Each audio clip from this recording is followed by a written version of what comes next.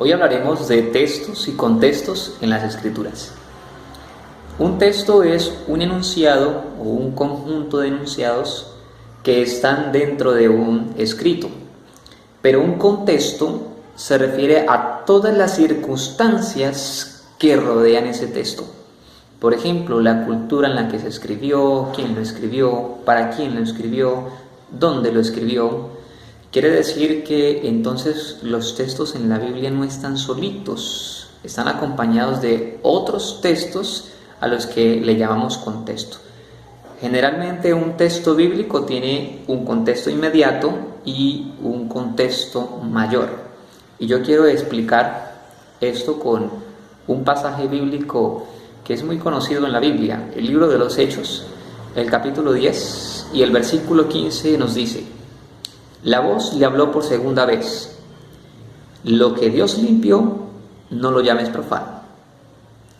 Si quisiéramos sacar una enseñanza o sacar una interpretación de solo este texto así, solito, sin necesidad de leer otros versículos, creo que llegaríamos a muchas conclusiones. Y es la razón por la cual en muchas oportunidades se ha desvirtuado el mensaje original de un texto, porque no se conoce el contexto.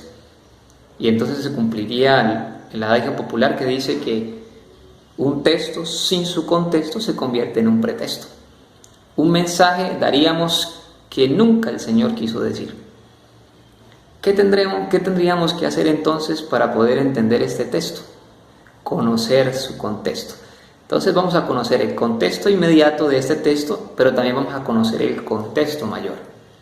El contexto inmediato nos dice de que el apóstol Pedro entró en una visión, y en esa visión un ángel le muestra un lienzo que desciende del cielo, y en ese lienzo habían cualquier cantidad de animales, reptiles, cuadrúpedos, toda clase de animales impuros.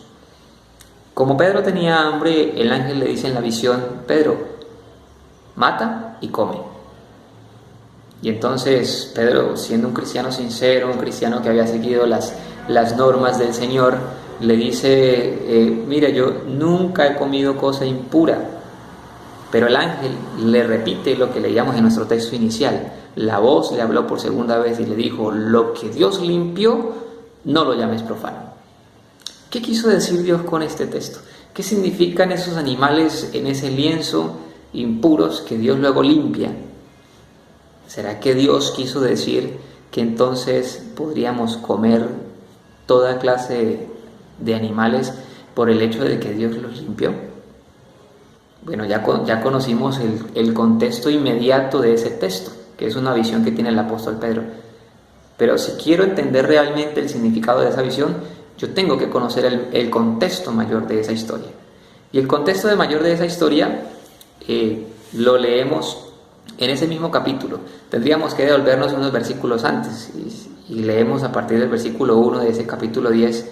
Dice: había en Cesarea un hombre llamado Cornelio, centurión de la compañía italiana. Miren que aquí entra otro personaje en la historia, es Cornelio. Cornelio era un integrante de la guardia romana, era un centurión. Y el relato nos dice que Cornelio era un hombre rico en limosnas y oraciones. O sea, era un hombre temeroso de Dios. Y por esa circunstancia Dios tiene misericordia de él y le envía una visión. En esa visión le dice: Cornelio, envía hombres a la casa de Pedro y mándalo a llamar porque te quiero dar un mensaje especial. Pero resulta que había un problema mucho mayor. El problema era que los judíos con los extranjeros, en este caso Pedro con el centurión, no podían unirse. Era una ley. Y yo quiero que lo leamos en el versículo 28. Dice: vosotros sabéis que es contra la ley que un judío se asocie con un extranjero o lo visite.